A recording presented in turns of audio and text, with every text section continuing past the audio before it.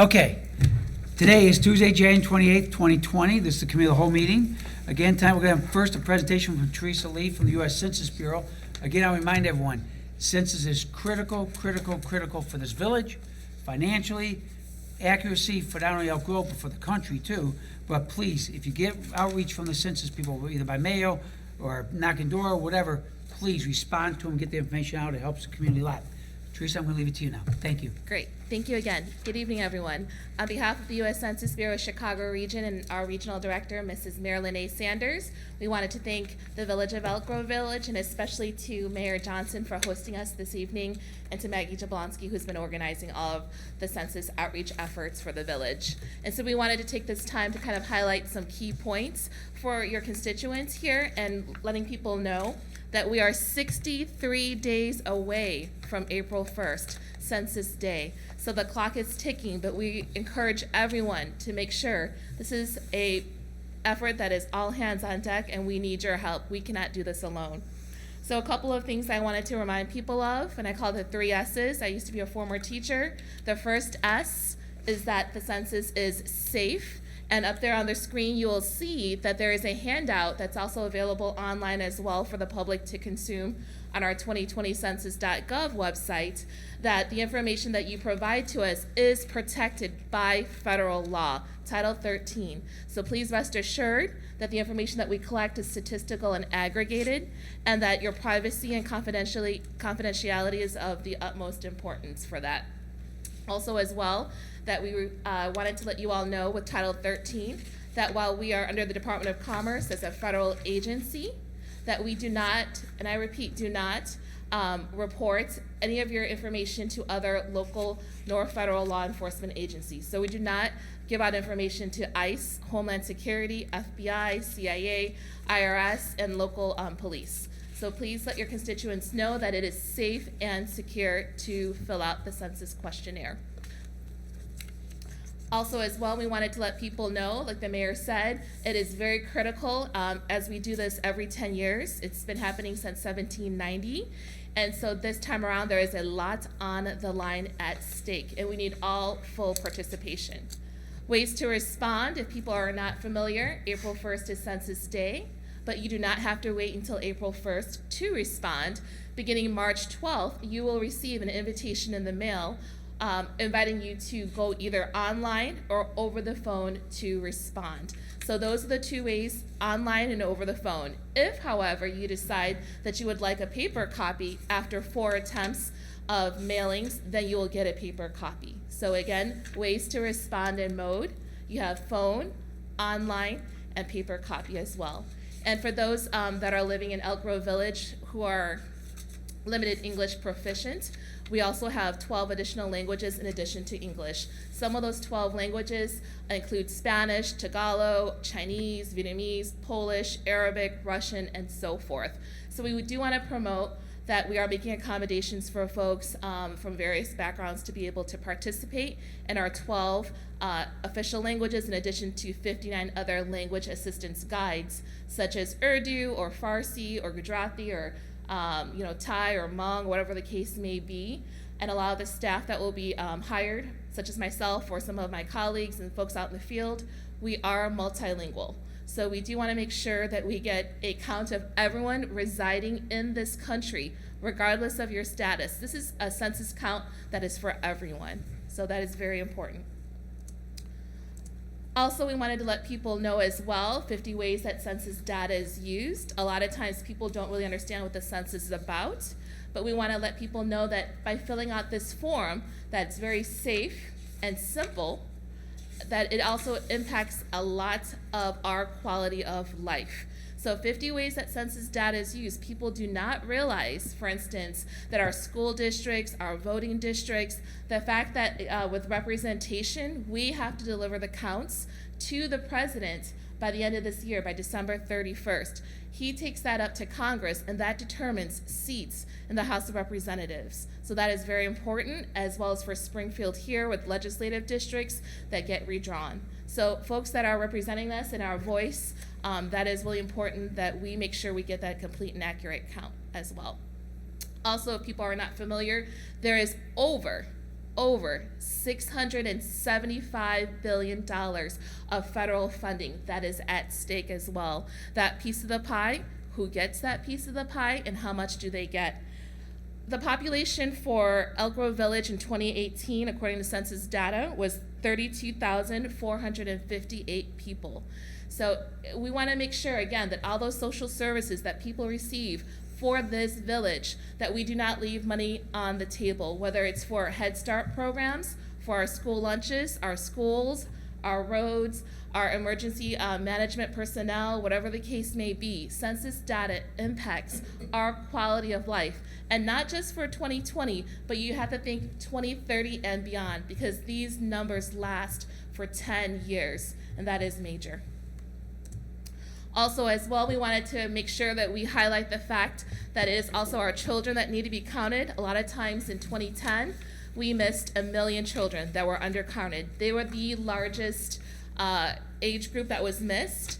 And so due to complex family households and communication, we want to make sure, again, that we promote and highlight, especially that we count children, babies, toddlers, people that are living with us that are related or unrelated to us, because everyone uses resources, and this is critical. This is a Census 101, what you need to know. Again, it's about representation, it's about funding and resources for the village, all these great programs that people rely on, that they take for granted on a day-to-day basis. By filling out this form that takes 10 minutes, 9 questions, you are impacting the quality of life and shaping your future for Elk Grove Village. And lastly, I wanted to also highlight, so it's safe, it's simple, it's significant, and that we are also hiring. And this is very important because we know that trust is a concern for a lot of people. And so for folks in Elk Grove Village, we are looking to you all to help us be the trusted voices, the carriers of this message. And that can only happen if we get folks that live here, that reside here, that have skin in the game, that are invested in this community to be able to help us carry out this count. And for you all, whether it's Cook County or whether it's DuPage County, there are various positions where we are hiring, and therefore those jobs, they're not just knock on the door address canvassers. There are office positions also available, whether it's IT, admin, clerical, supervisory, and the pay rate, if you go to 2020census.gov/jobs, is $29.50 an hour, so almost $30 an hour with flexible hours. So, and you're thinking about college students here, retired folks, stay-at-home moms and dads, folks that maybe have a 9-to-5, but they want to work on the, in the evenings or in the, on the weekends. So we highly encourage everyone to apply. People that look like us, that are, reflect the community, that know the language, that know the lay of the land. That is so critical to ensure that count for everyone and to count them once, only once, and in the right place for Elk Grove Village. So again, just to wrap it up, we wanted to say, if you haven't seen our folders, the tagline for our folders is called Shape Your Future, Start Here. This is in your hands, Elk Grove Village. It's not in my hands. You live here, you work here. This is your community. And so it's in your hands to really mold how Elk Grove Village is gonna look for the next 10 years and beyond. So this is our time, this is your story, and we need everyone to fully participate. So thank you so much. Teresa, thank you very much. And you're right, we can't say enough. First off, that's not a bad part-time job, $29.50 an hour. Yeah. Yes. Everyone's eyes up here perked up. Yeah, jeez. Even Ray's eyes perked up. He's like, whoa. But first off, and thank you. We agree with you. We want it because we want to make sure we get that count. People don't realize our road money we get. A lot of the other funds we get are based on our population. Exactly. So if you undercount it, we're losing thousands, if not tens or hundreds of thousands of dollars over the next 10 years. So we want to get it right. Now, do they still have the long form, short form? Is it? So what you call the long form versus the short form, just to let people know, last year and even this year, people received the American Community Survey. It's in a big envelope. It's over 30-some questions. That is the long form of the census. Here at the Census Bureau, we do many surveys. We don't just work every 10 years, but letting people know that that American Community Survey is the long form of what used to be the census. However, for this 2020 census, it's 9 questions. Okay. If you get a survey in the mail that states American Community Survey, though, again, that is protected by Title 13. It is a random sampling of the population, and it rolls out every year on a monthly basis. And it's asking things like, how many bathrooms do you have? What is your electricity bill? Because again, for the Census Bureau, we're the nation's leading provider of quality data. When people write grants, when they're doing research for maybe a book, or whatever the case may be to determine if you need schools to be built, right?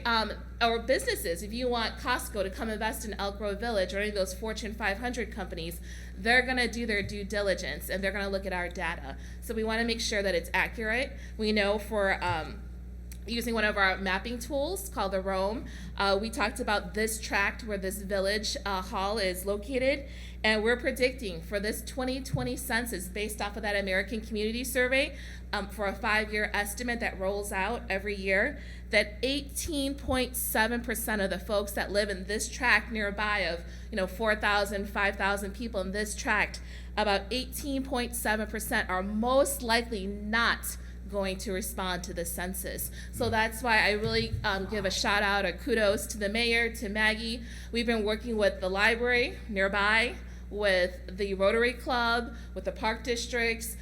We have a meeting with the school board in a couple of weeks, and we have a program called Statistics in Schools, which we also executed recently. So we'll be meeting with with the superintendents to really reach families, because if you can reach the kids, they're the ones that are going to take that messaging back to their families, to their parents, counselors, principals, parent volunteers. They're also the trusted voices to really have that powerful platform for Elk Grove Village. And if a person doesn't have to worry about if they're legal, not legal, You know what? nothing, that's all This protected. Yes, this is not like voting. Voting, you have certain criteria. However, for the Census Bureau, we are counting everyone residing in this nation. So we mentioned it earlier. We started off earlier this month with Tuksuk, Alaska. Remote Alaska, we're going to tribal lands and reservations. Also to Guam, Puerto Rico, the overseas territories. This is the largest mobilization of people in peacekeeping times. And congratulations, we are all a part of that, to count every single person. And it's not just folks that we think of that have 4 walls and a roof. We are also starting one of our peak operations, which is group quarters. People that are experiencing homelessness. We also make sure we reach out to pads, shelters, pantries, places where people, the library, any place that people experiencing homelessness congregate at as well. So this is all inclusive. Every single person residing in the United States is being counted. Thank you. There's no question on it then, because this was the big controversy, asking if you're a citizen. Yes. So, sir, in June of last year, the Supreme Court decided, our highest court in the nation, that citizenship question will not be on this questionnaire. So that is not being asked. And so we need to make sure we have extra efforts to let people know that, because while that question has been put to rest, the fear, the anxiety, the ramifications of that being out there as a possibility, we need to address that and to really assuage a lot of those fears that it is safe. And when you talk about folks that are afraid of being counted for whatever reason, status or whatever the case may be, they want to be below the radar, we encourage them to say, yes, Title 13 is on your side. You've got the trusted voices. It could be your pastor, your imam, your rabbi, the mayor. It could be anyone that carries that weight to say, we're going to advocate for this. They have my best interest at heart. They wouldn't, work against us in any way as well. And the Census Bureau, these numbers, like I said earlier, if you want to do it for your child, a lot of folks, whatever the case may be, if it's certain populations, whether it's the immigrant population and that fear, well, people leave behind poverty, war, persecution to have a better start in the United States. Filling out this census data impacts quality of life for their children for 10 years and beyond. It's your future. Sounds good. Thank you. Thank you very much. Next, we have our good friend John Dallas from the Enclave coming to give us an update where things are going. So John, welcome. Good to be here.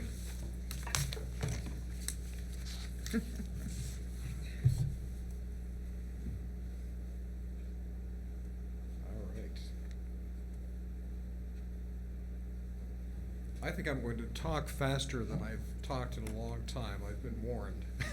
So, Thank you. So, thank you very much, Mayor, trustees, good friends, chiefs, executives, all here, good people I've grown to truly personally admire. I'm just delighted to be here. Just a reminder from that first slide, you are welcome at any time. Come on down, visit. There's always coffee or cider or lemonade or something. Please come. And as you know, we've built down there a learning and earning center for entrepreneurs as well as other venture leaders. They can be ventures that are 5 months old or 130 years old, as one of our companies happens to be. Remember, this is also a clubhouse for the business owners in Elk Grove Village. They can come there, they can visit there, they can use the facilities. There are meeting rooms and desk space and private offices, event accommodations, there's a wellness lab, all kinds of great things that are there to use. So please take advantage of it. And I profoundly thank you for your patience with this experiment. We've had a lot of surprises, a lot of things that did not go according to plan, but I have never been involved in a startup where there wasn't surprises and there weren't some unexpecteds. But just so you know, at the beginning of every one of our classes, we always thank the mayor, we thank the trustees, and all the people who are involved with us, all the way down to the county commissioners who have visited with us so often. And I'm going to just skip by that for a second to move forward to say that, just so you know, a question of timing, that we were handed the keys on the 23rd of March in 2017. This was several months later than we expected. So they had a flood in the building that we were unaware of, and so we didn't get in there as quickly as we thought. So we were already behind by 90 days or so. The ribbon cutting was 12 October 2017, so our third anniversary celebration will be on the 21st of October. So if you haven't been there for a while, a lot of things have happened. This is our beautiful new International Welcome Center and conference room. There are some artifacts in here that we had to take out an insurance policy on. There's a medal in there from the Emperor of Japan honoring a gentleman who is an honorary co-founder for what he did to bridge the Japanese interest in building business in the Midwest with the Japanese culture. And it's a beautiful room, and people who are in there and they hear the story of that and all the artifacts that are on display. Our bookstore is in, lots of books, lots of products that are made by our members, and people are enjoying the Book Nook and Gift Gallery. Our library is absolutely beautiful. So this is a library with a reading room. Any member of Enclave can come in and use the free Wi-Fi, get away from their offices for a few hours if they want to. It's a lovely room. Our rec room is finished, finally, and we just found out that a ping pong table is going to be donated to us that has Enclave's logo emblazoned into the ping pong table. So that's pretty exciting.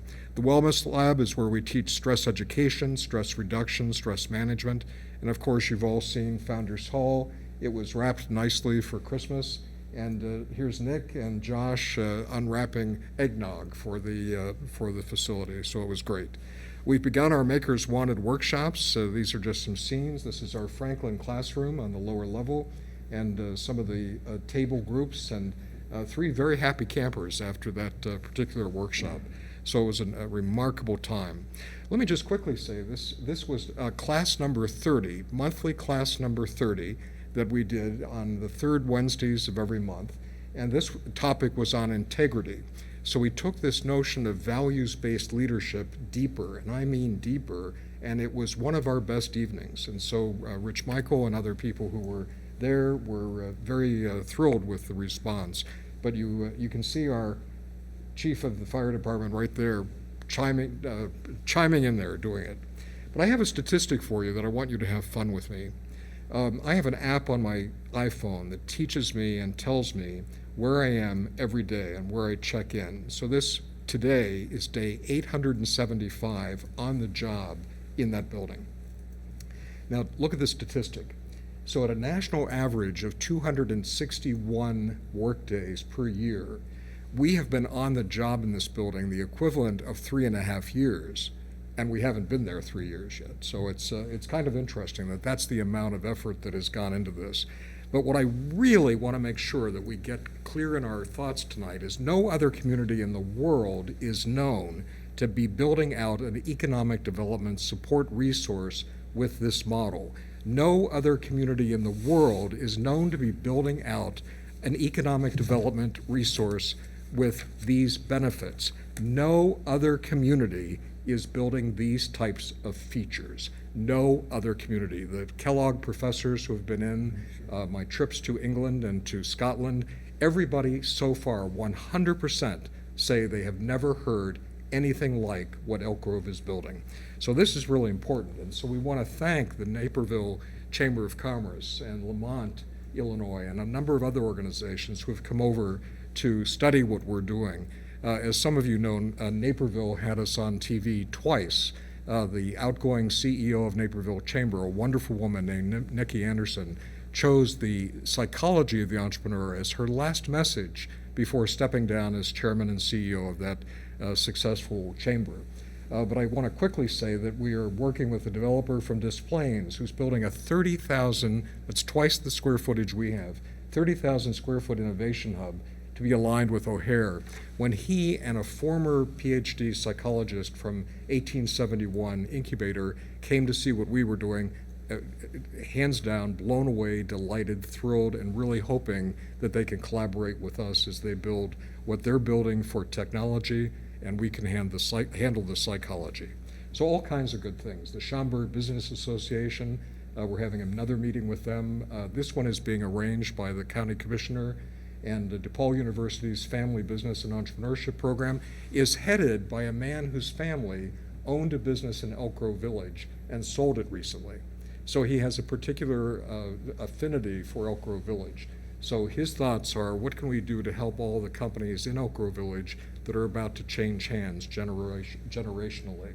Kenneth Young Center, we've had multiple meetings, and we continue to work with them in terms of finding mental health support for the business owner.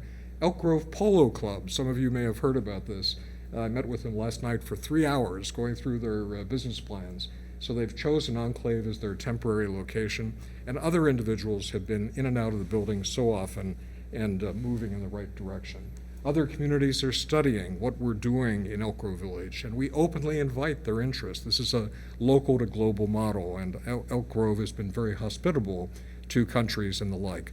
On your places, there's a list in the back of the stapled pages, a list of all the things that happened every single month in 2019.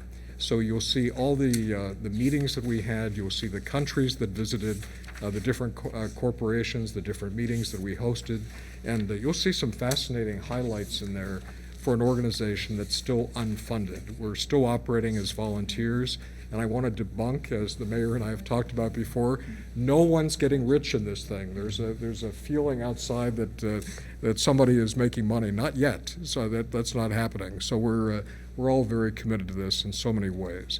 Now I'm mindful of the time, and I promised the mayor that I would stop at 5:02. Do I have a couple more minutes, or what? 2 more minutes, okay. But I just want to remind you of what we're doing here, because this is about competence assessment and development. So we're assessing the professional competence, the psychological competence, and emotional competence. Why? Because stronger individuals build stronger communities and stronger economies. The prioritizing of the person first, the venture second, and profitability third is rather unique in a Milton Friedman environment where you're worried about the money all the time, not necessarily about the psychology.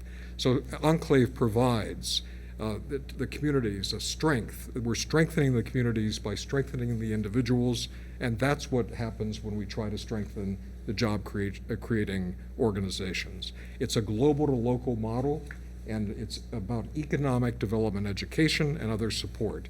But just think of this motto. It's here that leaders land to take off. So you come into Enclave to learn how you can fly higher, how you can do more, how you can accomplish more, sell more, build your business better. How can you make better decisions, better judgment calls that relate to your home life and the like. So this is really about the people, the programs, and the place. And this is what Enclave is. This is what Enclave will continue to build. There's a lot more to this, and I will make sure you get the PDF of all these slides in your email. So I'll stop now and just ask if there are any questions. Questions? Wow. You've done good, John. We appreciate it. I'm serious. What you've done on Clay is really commendable. It's really making a transformation difference, and we thank you for it. very Thank you very much, Mayor. much. Okay, thank you. Absolutely. That'll conclude our committee of the whole. Okay. Okay, get upstairs.